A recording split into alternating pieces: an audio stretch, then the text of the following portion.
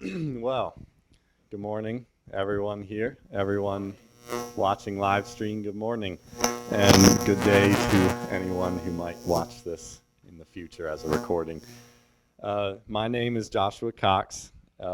This is my oral presentation of my research paper from this school year. So, basically, the goal today is to explain what my research was and what I learned from it, and hopefully you can leave with a better understanding of the work that I did this school year. So, the title of my research paper is How World War I Affected the Creative Writers Who Fought. So there were a lot of creative writers during that time, and I was specifically interested in how World War I in itself affected them and changed their lives forever, but not just their lives, also creative writing in general forever. So I chose this topic because, first of all, I have a very strong interest in creative writing, and also because World War I is a very not as well talked about war. However, I noticed that creative writing is completely different nowadays than from what it was before the war. And I noticed that most of the most famous classic writers of our time were born from World War I. So they experienced it, they went through it. Most of them actually fought in World War I. So that was my reason for choosing this topic specifically. So my goal in researching this was to find out, firstly and most generally, how World War I affected the writers themselves, how it changed them so that their writing was different. Something changed in their writing, and I wanted to find that out. And then I wanted to also find out particularly who it changed, the type of people, because every experience is different. So I wanted to find out, the different specific writers like Tolkien and Lewis and Hemingway. They're all three very different writers who all fought in World War I.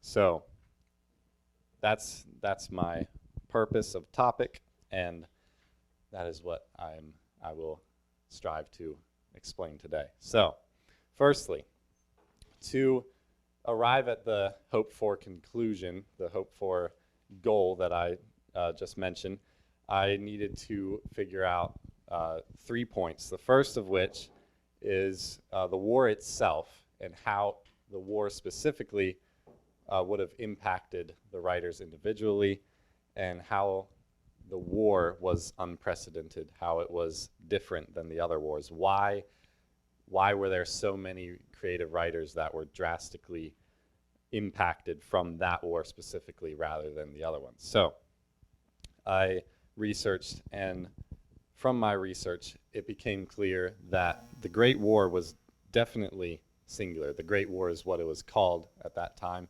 The war to end all wars was another name. It certainly didn't end all wars, and its greatness was only in its sheer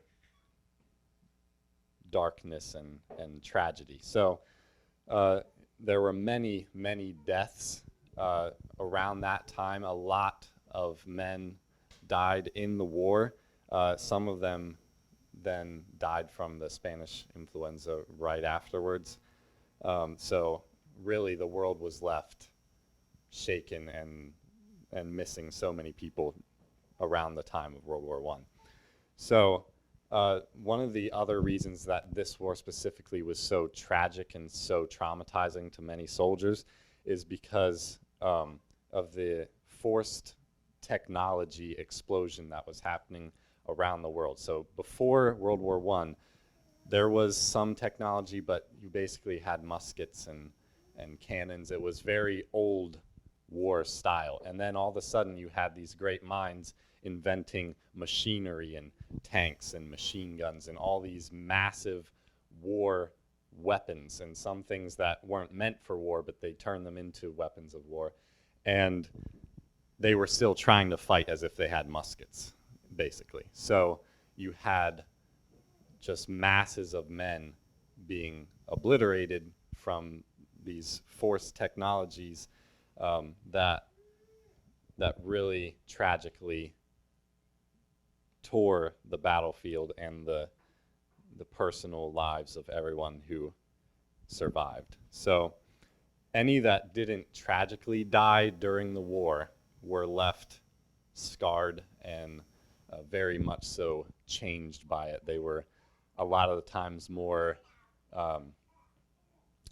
unaccepting of reality. They didn't care anymore. A lot of times they were hardened, bittered. There were very few who came out of the war with still a positive, hopeful worldview. So that leads to my second point of research, which is, what were the worldviews that this war shaped in these specific writers who came out of World War I? Because obviously it goes to study these men, it goes beyond just finding out, how many tanks they saw and how that traumatized them. You have to go into their deep personal beliefs, what they believed after the war compared to before the war, so that you can actually see how this truly affected them. So there was a vast tendency to atheism right after the war.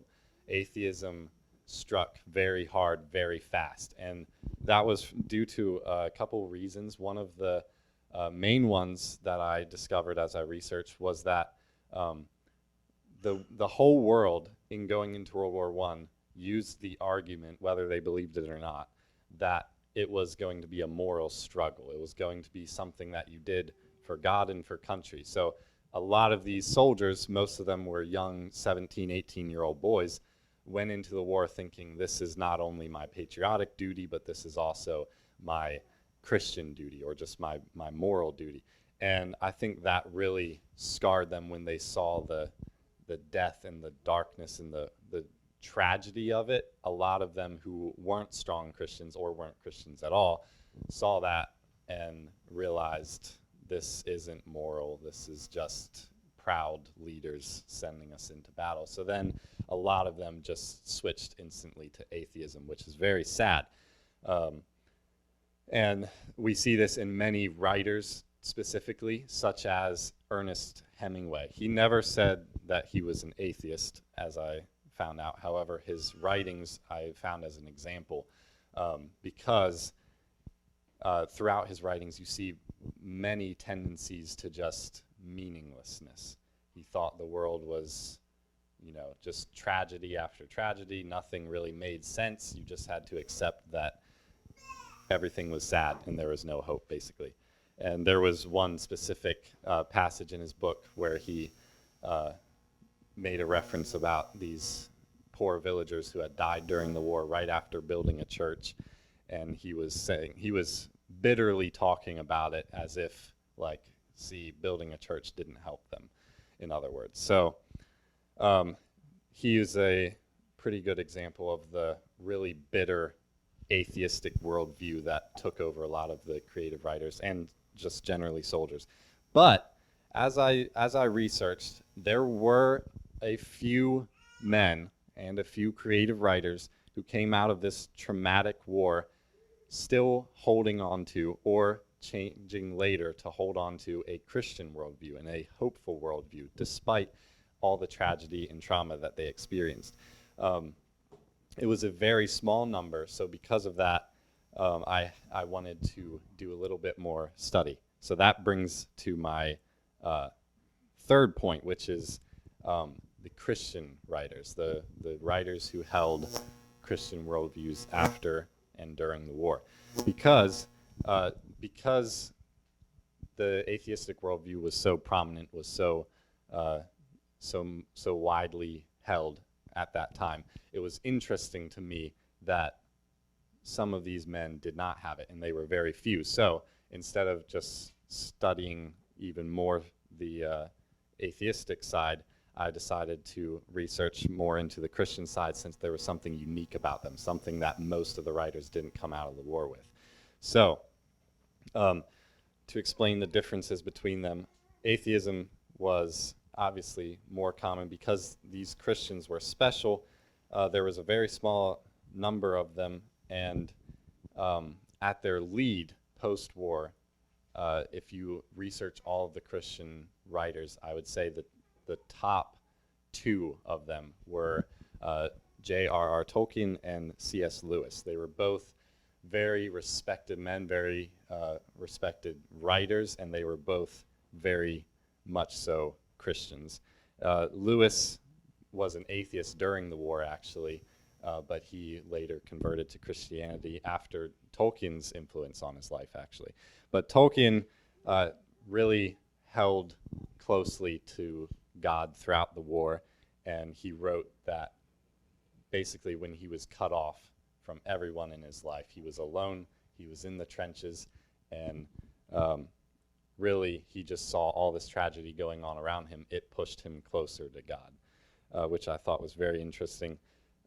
Very different from what many of the atheists had happen. They saw the tragedy and they ran away from God. Tolkien saw the tragedy and ran to God, which was very interesting. So the conclusion from this that I learned and hope to prove is that the sheer impact of the Great War of World War I can be seen through a variety of people and ways. It affected them all differently.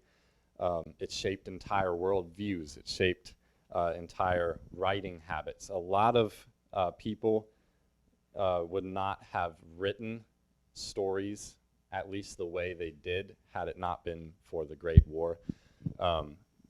For instance, taking Tolkien again, a lot of his great epic, The Lord of the Rings, which is widely popular around the entire world, holds themes of World War I from what he experienced, from all that hardship and yet hope that he still had during that time. So in short, in all these things, there were many changes to the world. There were many changes to creative writing, and it brought forth some writers like Hemingway and Lewis and Tolkien, who to this day, many of them are considered the standard of fantasy writing or generally creative writing. And so this never would have happened the way that it did had it not been for World War I, which, despite its sadness and its darkness, is what happened. So thank you for listening and paying attention, and let me know if you have any questions. Thank you.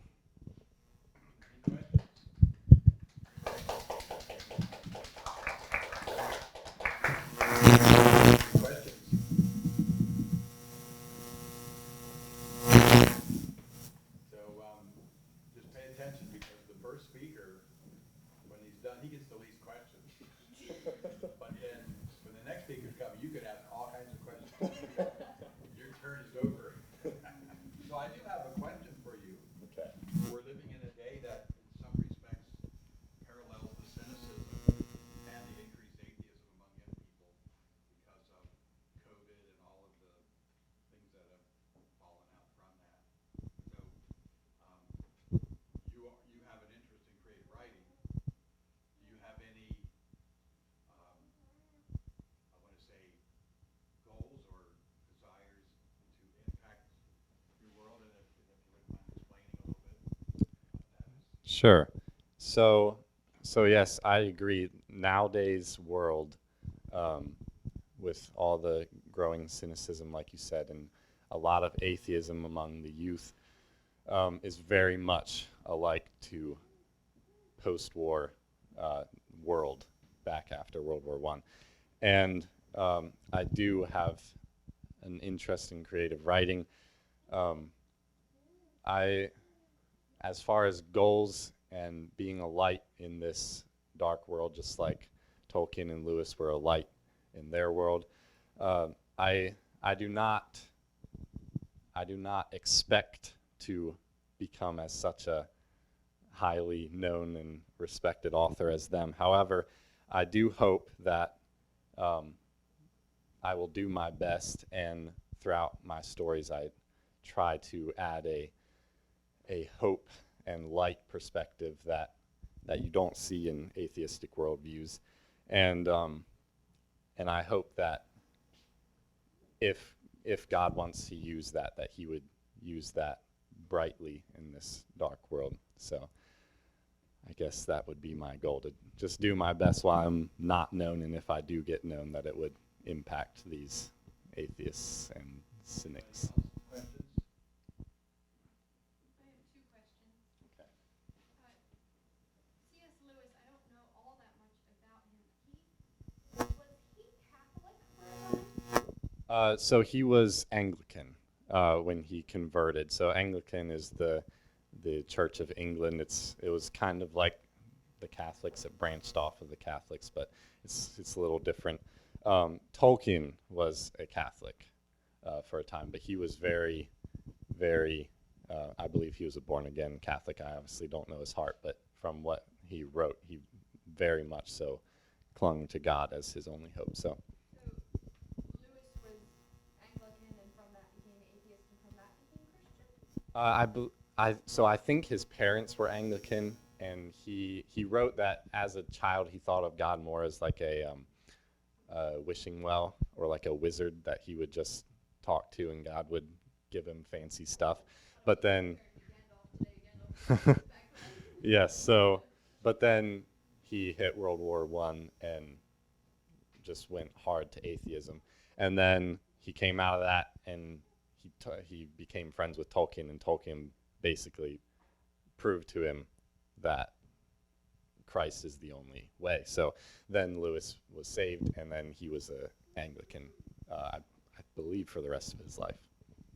So my second question is, thank you. The second question is, in your research of creative writing and wars, have you seen the same pattern of a drastic shift in the writings and beliefs of people throughout different wars, all the wars in history?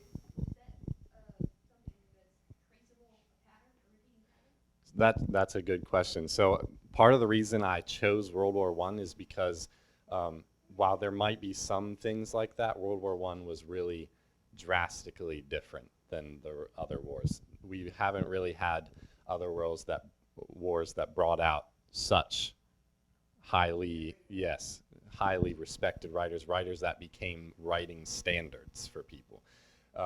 There have been wars that have brought out good writers. World War II had a couple good writers come out of it.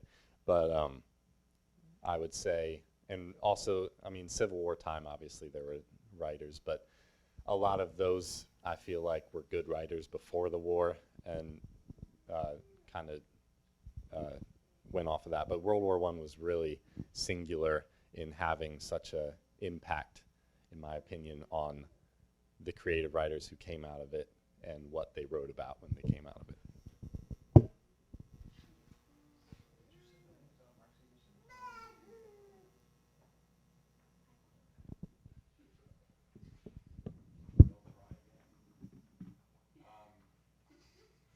hope Dennis got on it.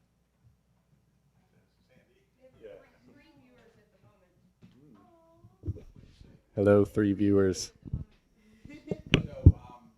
So I have a couple more questions. Okay. First of all, I gotta get back to my question.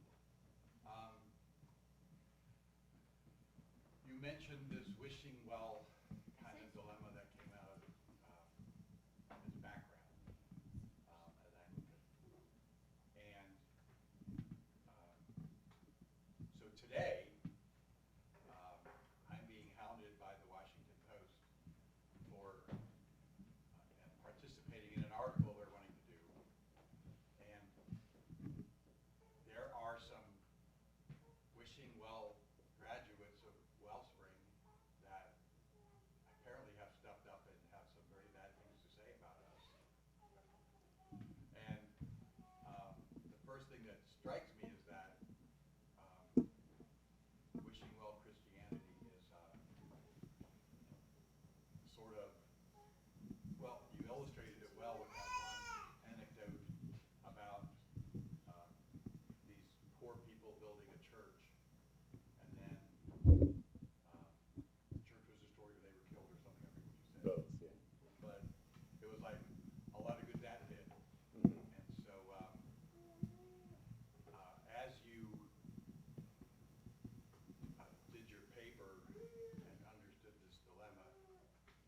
something particular that stood out to you that being a true believer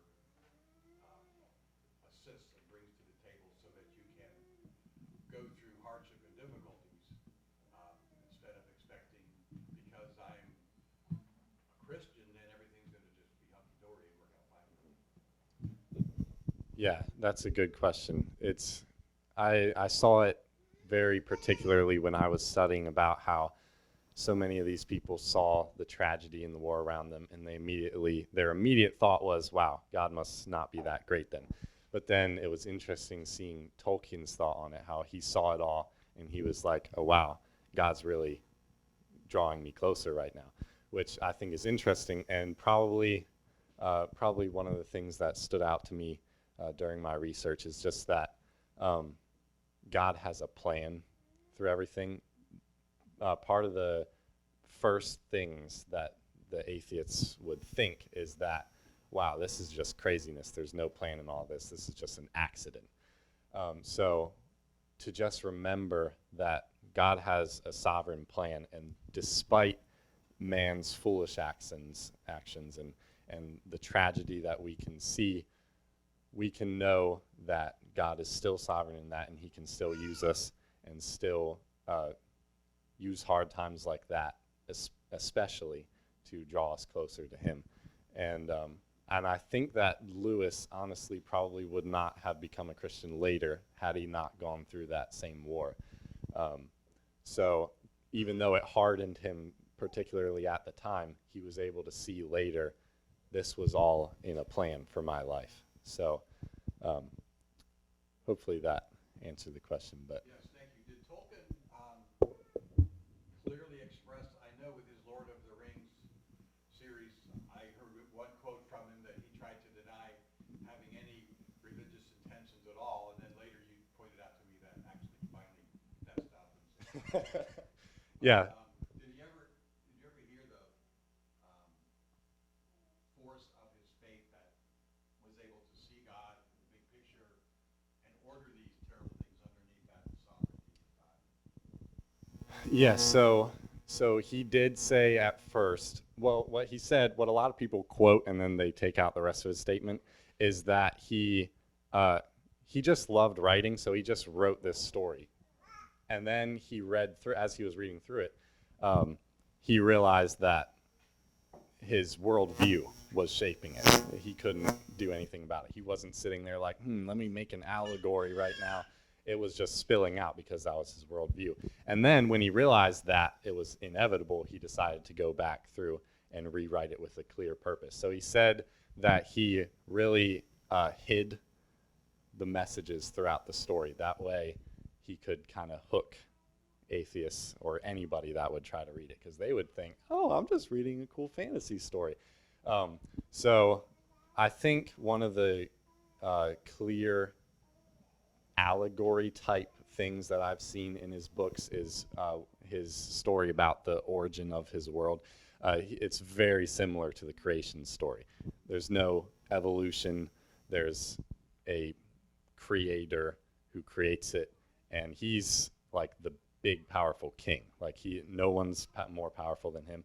And then the bad guy obviously is an angel who used to be praising the king, but then he went and decided to try to destroy his whole earth. So I think that was a really clear picture of that intrinsic creationistic Christian worldview of the world around him, so that even when he's creating his own imaginary world, it played into that. So yeah, but I feel like there's a lot of different things like that. There's several quotes that I like from the Lord of the Rings where it'll be like a really dark time and some character will say something like, don't give up, this is what we have to do. And one of the characters says, you can't, or I think it's a famous quote from Gandalf, you can't choose what time is given to you, but all you have to do is choose how to live out the time given to you. So it really captured that view of his sovereign view of God. He knew that you don't always get to choose your life, and it's not just random chance, but what is given to you, you have to live out. So. I'm sorry, I have two more quick questions. Okay. One is that, as you studied and saw just how much cynicism occurred, and then these couple of guys really stepped into the fray of all this negativity, and they actually became significant because they were so few, and they were speaking clearly to the issues. So, how's that inspired you? Inspired me because I realized that God can use whoever He wants to, especially when it's just like 5 guys that come out of the war. I mean, it would be logical to think, with all the creative writers who came out as atheists, and some of these guys were good writers, that they would become the standards for writing to this day, but they haven't. And to this day, the standards have been these few Christian men who didn't care about what most of the world thought around them. They just followed God, put it in their writing because they liked writing. I mean, it started as a simple thing that God had given them a gift in, and they just enjoyed doing it. And then God took it and really impacted the world and others' lives, like Lewis, who became a Christian just because of it. So The truth matters. yes. So now this is going to ask you a terrible question, but I'm going to ask you to talk to parents, which is not very nice. I'm asking you to talk to your parents, but and to your own future self as a parent. How important, maybe how practical, do you think as parents we can be with respect to really assisting in setting a standard and a vision for truth and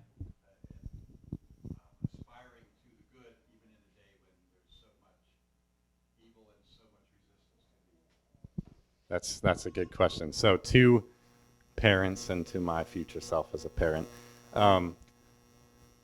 I would say that was one thing that stood out to me, was how Lewis's parents, they were devout Anglican, but they hadn't passed it on to him. They were very just closed off about it. They believed it for themselves, but they didn't really think that they had to worry about their children believing it. So I think that's a very serious thing. We, as parents, well, not me as a parent, but as a future parent, parents should be focused on making sure that everything, even down to little things. For instance, you can kind of see it in Tolkien's growing up. The reason he was so devout was probably because of his mother. His father died when he was young, and his mother did too. But before she died, just everything that she did for them, she inspired his love for writing, because she would tell them these massive stories of dragons and all that type of stuff. But everything that she did with them had that Christian worldview behind it. It was something in her that always reminded him there is something greater out there than himself or what he experienced.